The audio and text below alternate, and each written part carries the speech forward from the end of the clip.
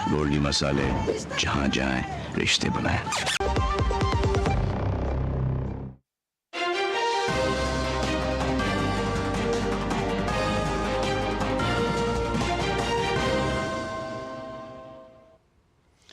नमस्कार, DD news पर आप देखना शुरू कर चुके हैं समाचारों का बुलेटिन। मैं हूं लाल चंद्र सिंह। देखेंगे देश और दुनिया की तमाम बड़ी खबरें, लेकिन सबसे पहले इस समय की हेडलाइंस। प्रधानमंत्री नरेंद्र मोदी गुजरात के दौरे पर सोमनाथ मंदिर में की पूजा अर्चना। 12 ज्योतिर्लिंगों में से प्रथम ज्योतिर्लिंग का पंचामृत से किया अभिषेक।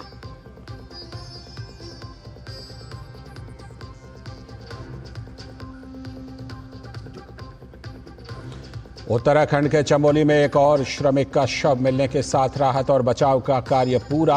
हादसे में 8 श्रमिकों ने गंवाई जान। सेना, एसडीआरएफ, एनडीआरएफ, आईटीबीपी और स्वास्थ्य विभाग ने 46 लोगों को निकाला सुरक्षित।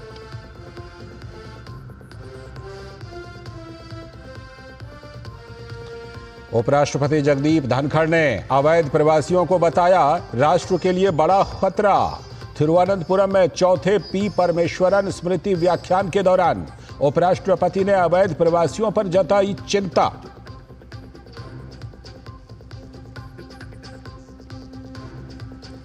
मुंबई की विशेष अदालत का शेयर बाजार धोखाधड़ी, नियामक उल्लंघनों के मामले पर कड़ा रुख। पूर्व सेबी प्रमुख माधवीपुरी बुच समेत 5 अन्य के खिलाफ एफआईआर दर्ज करने के दिए आदेश।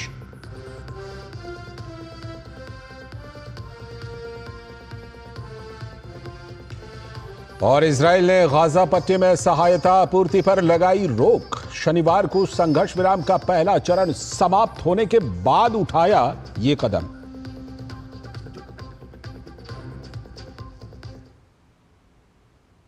हेडलाइंस के बाद अब खबरें विस्तार से। प्रधानमंत्री नरेंद्र मोदी ने गुजरात के ऐतिहासिक सोमनाथ मंदिर में दर्शन किए। प्रधानमंत्री ने परिसर में स्थित सरदार पटेल की प्रतिमा पर पुष्पांजलि भी अर्पित की। मौजूदा मंदिर का पुनर्निर्माण की शुरुआत आजादी के बाद सरदार वल्लभ भाई पटेल के द्वारा ही शुरू करवाया गया था। प्रधानमंत्री ने वैदिक रीति से 12 ज्योतिर्लिंगों में से प्रथम ज्योतिर्लिंग का पंचामृत से अभिषेक किया। उसके बाद वस्त्र पुष्प से श्रृंगार किया। प्रधानमंत्री ने देवाधिदेव महादेव की आरती उतारी और आशीर्वाद लिया।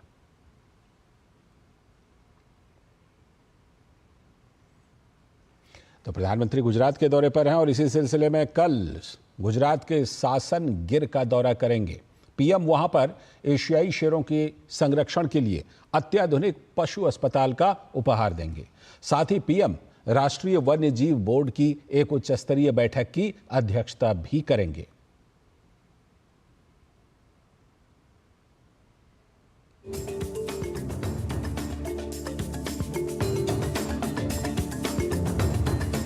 तीन मार्च को विश्व वन्यजीव दिवस पर प्रधानमंत्री नरेंद्र मोदी गुजरात के सासन गिर का दौरा करेंगे। वहां पीएम एशियाई शेरों के संरक्षण से जुड़ी पहल का शुभारंभ करेंगे।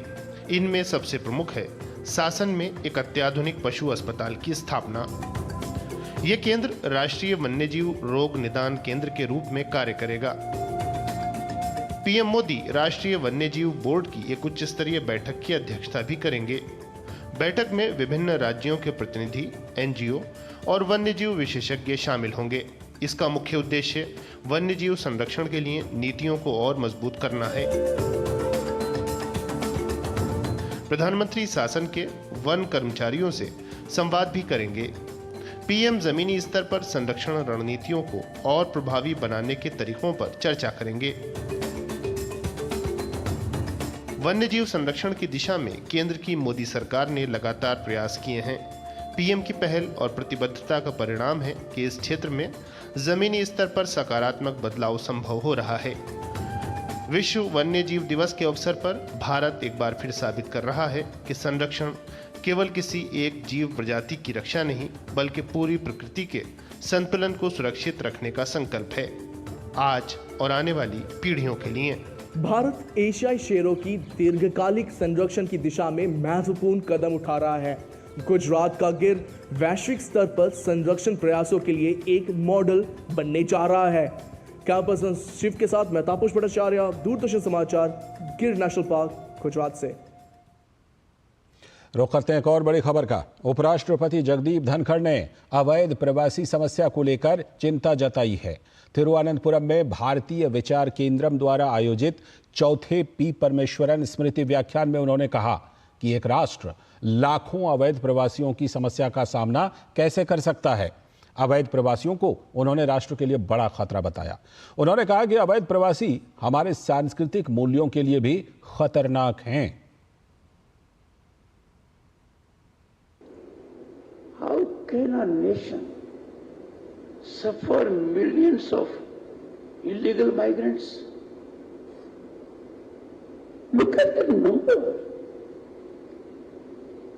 Look at the danger they bring to this country. These people come, make demand on our employment, on our health, on our education sectors, and then become a factor in electoral politics. It is very urgent. This has to be addressed. Every Bharatiya must be stirred to face this challenge. Unchecked flow is threatening our culture also. और उपराष्ट्रपति जगदीप धनखड़ ने सांगारेड्डी जिले में IIT Hyderabad में छात्रों को संबोधित किया, जिसमें उन्होंने देश के विकास को आगे बढ़ाने में नवाचार और दृढ़ संकल्प के महत्व पर जोर दिया। उन्होंने छात्रों को ऐसे विचार विकसित करने के लिए प्रोत्साहित किया जो अंतर्राष्ट्रीय स्तर पर प्रतिस्पर्धा कर सकें, स्टार्टअप में वैश्विक निवेश को आकर्षित करने के लिए भारत के निवेश अवसरों का लाभ उठा सकें।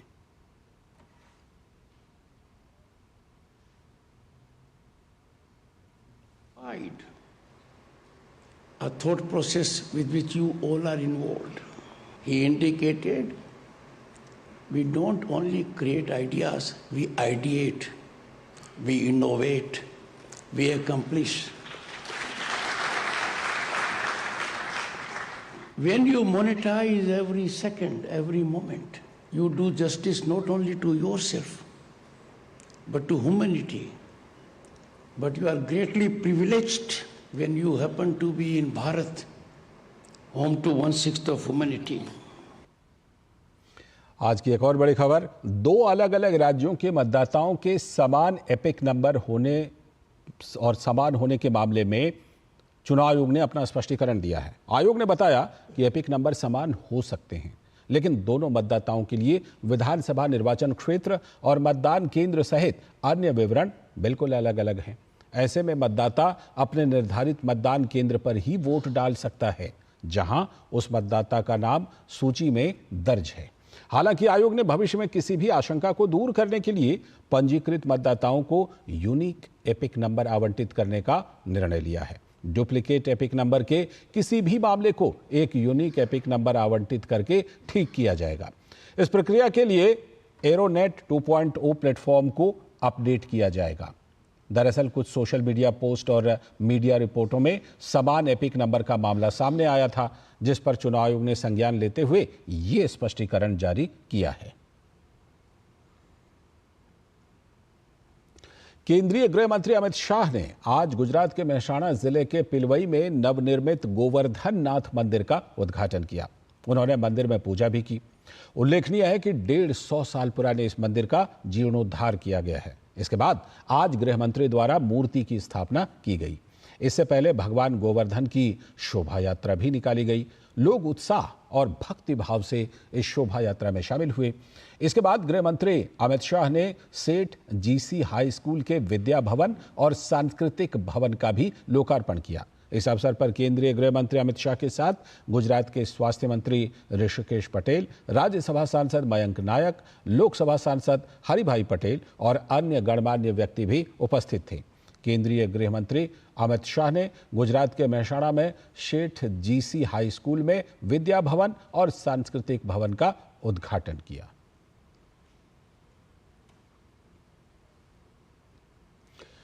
और अब एक बड़ी खबर महाराष्ट्र से। जलगांव में केंद्रीय खेल राज्य मंत्री रक्षा खडसे की बेटी के साथ छेड़छाड़ की घटना को लेकर जलगांव के मुक्ताई नगर पुलिस थाने में पुलिस ने विभिन्न धाराओं में मामला दर्ज कर लिया है। केंद्रीय मंत्री रक्षा खडसे ने बताया कि महाशिवरात्रि के दौरान कोथली गांव में संत मुक्ताई यात्रा में उनकी बेटी के साथ छेड़छाड़ और अभद्रता की गई। इस मामले में मोबाइल द्वारा वीडियो कॉल किए जाने की बात भी प्रारंभिक जांच में सामने आई है। हालांकि पुलिस इस मामले पर ज्यादा कुछ कहने से बच रही है। घटना के समय पीड़ित के साथ अंगरक्षक मौजूद थे और उनके हस्तक्षेप के बाद मामला काफी बिगड़ गया। पुलिस निरीक्षक नागेश एन मोहिते ने बताया है कि जिन 4 आरोपियों के खिलाफ मामला दर्ज किया गया है, इसमें अनिकेत नामक आरोपी के खिलाफ पहले भी इस तरह के मामले दर्ज हैं।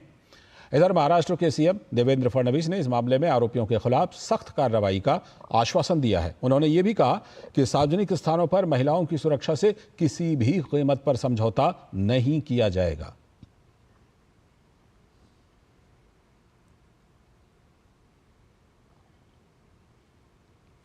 और अब बात चमोली हादसे की। उत्तराखंड के चमोली में हिमस्खलन में फंसे लोगों की तलाश में सेना द्वारा जारी सर्च ऑपरेशन अब पूरा हो गया है। इस ऑपरेशन के दौरान आज 4 शव बरामद किए गए। सेना द्वारा दी गई जानकारी में बताया गया कि सर्च ऑपरेशन में सभी श्रमिकों को बाहर निकाल लिया गया है। दरअसल उत्तराखंड के चमोली में हिमस्खलन में फंसे 54 श्रमिकों को बाहर निकाला गया। इनमें से 46 मजदूरों को तो सुरक्षित निकाल लिया गया, लेकिन 8 मजदूरों की दुर्भाग्यपूर्ण ढंग से मौत हो गई। उत्तराखंड के मुख्यमंत्री पुष्कर सिंह धामी ने कहा कि सेना, एसडीआरएफ, एनडीआरएफ, आईटीबीपी, स्वास्थ्य विभाग ने मिलकर 46 जीवित लोगों को बद्रीनाथ से जोशीमठ तक पहुंचाया। ये बहुत ही चुनौतीपूर्ण था, लेकिन सभी के सहयोग से ये कर लिया गया।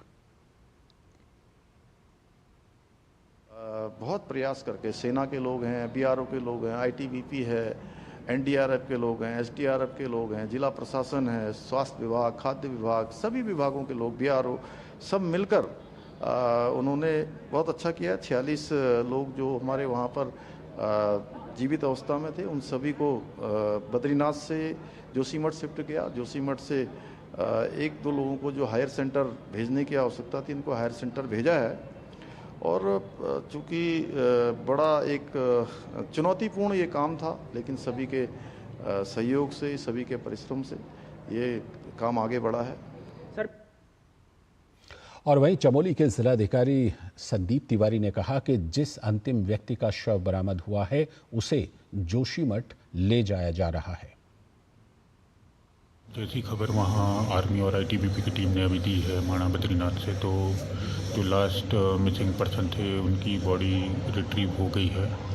और टोटल इसमें 54 लोग थे, जिसमें से 46 अलाइव थे और 8 डेड बॉडीज़ रिट्रीव हुई हैं।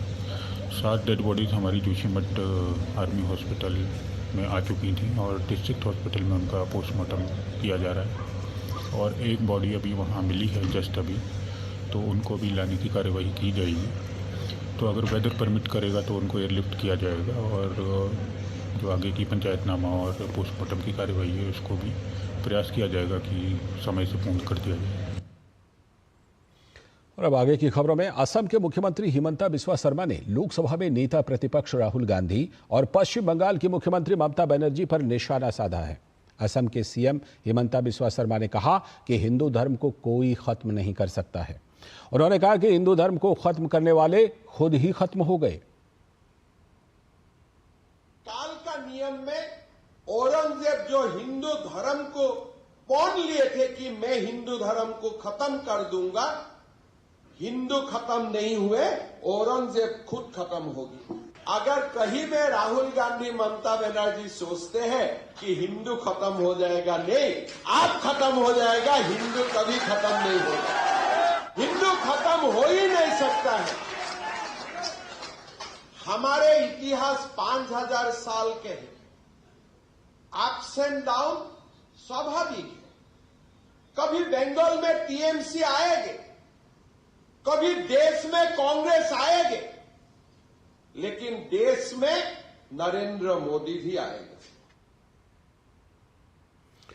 उत्तर प्रदेश की राजनीति से बड़ी खबर, लखनऊ में आज बीएसपी की हुई बैठक में मायावती ने अपने भतीजे आकाश आनंद को राष्ट्रीय कोऑर्डिनेटर के पद से हटा दिया। मायावती ने अपने भाई आनंद कुमार और रामजी गौतम को पार्टी का राष्ट्रीय कोऑर्डिनेटर बनाया है। मायावती ने यह भी कहा कि उन्होंने यह फैसला लिया है कि उनके जीते जी और उनकी आखिरी सांस तक पार्टी में उनका कोई भी उत्तराधिकारी नहीं होगा।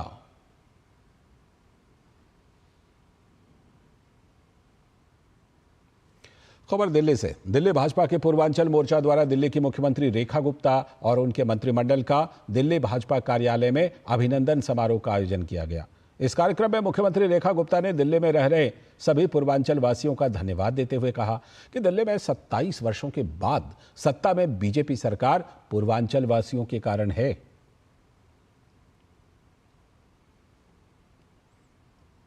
चाहे राम जी के गांव से हो, चाहे सीता जी के गांव से हो, परंतु एक उपाधि आपको देना चाहूंगी कि आप सब हो तो हनुमान जी। पार्टी के हनुमान बनके जो काम आपने किया, वर्षों की तपस्या, मेहनत, निष्ठा, समर्पण के साथ आज की ये जीत उसका नतीजा है।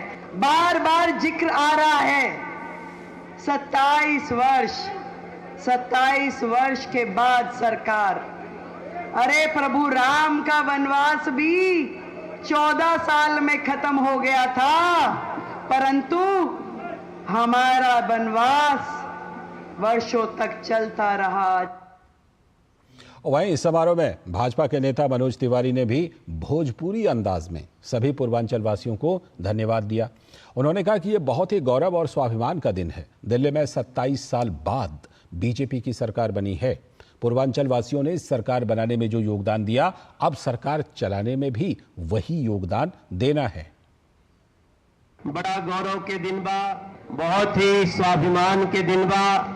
दिल्ली के युद्ध में जो विजय मिलल बा, ओकरे खातिर पूर्वांचल के प्रत्येक व्यक्ति जो यहाँ बैठल बा, ओकरों के जो दिल्ली के घर घर में बैठल बा, ओकरों के जोरदार ताली बजा के आप लोग स्वागत करें। सबका के धन्यवाद बाटे। पूर्वांचल सरकार बनाने में जो योगदान दिया, अब सरकार चलाने में, दिल्ली को सजाने में भी उतना ही योगदान देना है। आगे देखेंगे कुछ और बड़ी खबरें। फिलहाल वक्त है एक छोटे से ब्रेक का।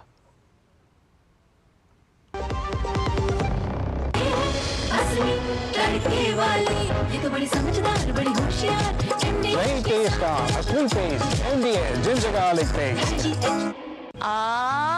Good good.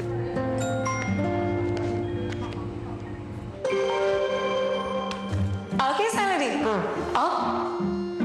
नहीं झुमके ना, पहले बचत, पहले झुमके। सुनो, हर महीने थोड़ा बचाओ और थोड़ा निवेश करो, और कुछ इमरजेंसी के लिए भी बचाओ, ताकि रहो टेंशन फ्री। लेकिन झुमकों का क्या, जाती हो कि लगाओ इंजेक्शन। आरबीआई कहता है वित्तीय समझदारी समृद्ध नारी। कैसे धंधा बढ़ेगा, कैसे गल्ला चलेगा, कैसे टाइकून बनेगा, ये काफी नहीं बेटा, जो स्कूटर है तेरा कब रॉकेट बनेगा। सिर्फ अक्षर बढ़ाने से बिजनेस बढ़ता तो हर बड़ा बिजनेस यही करता। बिजनेस बढ़ता है क्रेडिट से। अपनी दुकान में क्रेडिट ऑन यूपीआई अपनाओ। कस्टमर्स को यूपीआई पे क्रेडिट मिलेगा तो कस्टमर्स बढ़ेंगे और उनकी शॉपिंग भी। क्या समझे? अपने पेमेंट पार्टनर से संपर्क करें। मेरी पसंद, मेरी पसंद, मेरी पसंद, मेरी पसंद, हमारी पसंद, हम सबकी पसंद। मजबूत देश का मजबूत सरिया हो गया स्टील। गोल्डी मसाले के 100 ग्राम के स्पेशल पैक्स में फ्रेशनेस लॉक है। ऐसे गोल्डी मसाले जहां जाएं रिश्ते बनाएं। स्वागत है ब्रेक के बाद। आगे की बड़ी खबरों में वोटर लिस्ट में हेराफेरी और फर्जी इलेक्टर्स वो फोटो आइडेंटिटी कार्ड नंबर के आरोप पर भाजपा नेता नलिन कोहली ने कहा कि 2 राज्यों में एक ही एपिक नंबर का होना फर्जी नहीं है। अब जब मतदाता राज्य और विधानसभा क्षेत्र अलग अलग हों तो फिर इसका दुरुपयोग कैसे हो सकता है। टीएमसी ने जो सवाल उठाया था, चुनाव आयोग ने उसका बहुत ही उपयुक्त जवाब दिया है। Duplicate electors photo, identity card number फर्जी या डुप्लीकेट मतदाता की तरफ इशारा नहीं करते हैं। यदि दो राज्यों में जिनमें दो अलग व्यक्ति हैं, दो अलग फोटो है, दो अलग नाम है, दो अलग बूथ है, उन पे अगर एक ही इलेक्शन नंबर कार्ड हो तो उससे कैसे चुनाव प्रक्रिया में फर्क पड़ सकता है?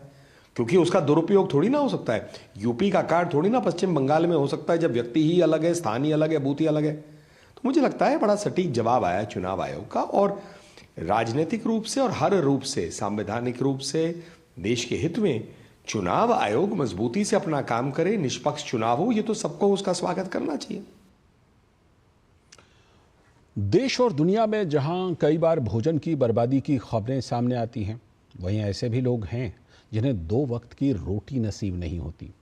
ऐसे ही लोगों को रोटी मुहैया कराने के लिए वर्षों पहले उत्तर प्रदेश के हरदोई जिले के विक्रम पांडे ने एक पहल की। उनके इस नेक कार्य पर आधारित देखिए हमारी ये खास रिपोर्ट।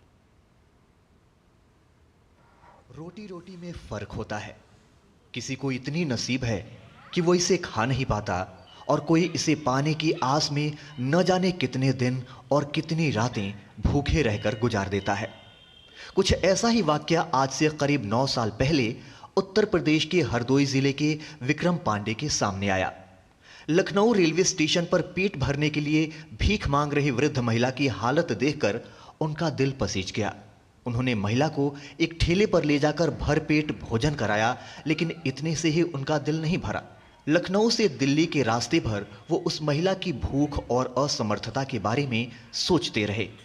दिल्ली से वापस लौटने पर उन्होंने 6 फरवरी 2016 को हरदोई में इंडियन रोटी बैंक की स्थापना की। इंडियन रोटी बैंक का सपना भूखा ना सोए कोई अपना, ये संकल्प हमने लिया और वहीं से इनिशिएटिव हुआ, और उसके बाद हमने अपने रोटी बैंक के आगे हर जगह इंडियन रोटी बैंक शब्द लिखना शुरू किया। वहाँ से 2017 लखनऊ में हमने स्टार्ट किया था। तो हमारा लक्ष्य था इंडियन रोटी बैंक लखनऊ, इंडियन रोटी बैंक उन्नाव, इंडियन रोटी बैंक फरुखाबाद, इंडियन रोटी बैंक गाजियाबाद।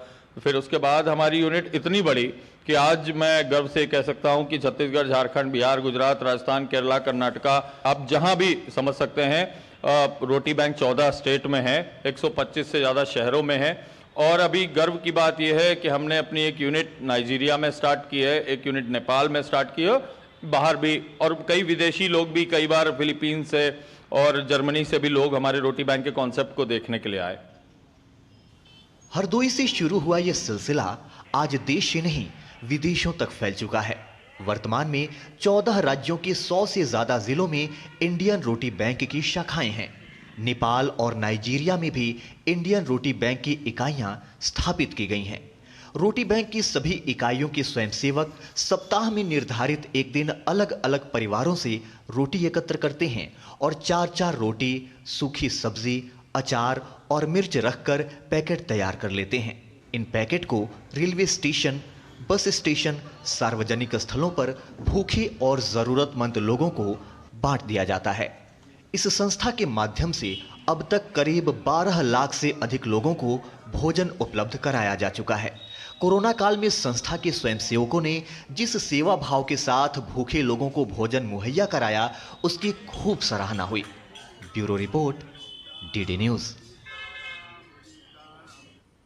सचमुच बहुत ही प्रेरणा देने वाली ये रिपोर्ट है। और अब अंतर्राष्ट्रीय जगत से एक बड़ी खबर। इजराइल ने आज गाजा पट्टी में सभी माल और आपूर्ति की प्रवेश पर रोक लगा दी है।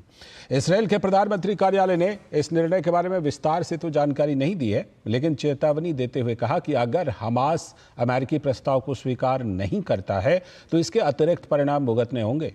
हालांकि ये अभी स्पष्ट नहीं हो पाया है कि सहायता की आपूर्ति पूरी तरह से रोक दी गई है या नहीं।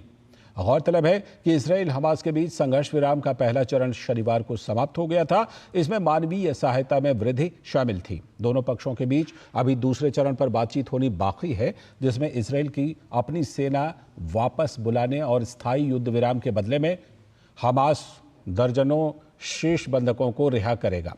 इजराइल ने आज सुबह कहा कि वह पास ओवर या 20 अप्रैल तक संघर्ष विराम को आगे बढ़ाने के पक्ष में है। यह प्रस्ताव अमेरिकी राष्ट्रपति डोनाल्ड ट्रंप प्रशासन के पश्चिम एशिया के दूत स्टीव विटकॉफ की ओर से आया है।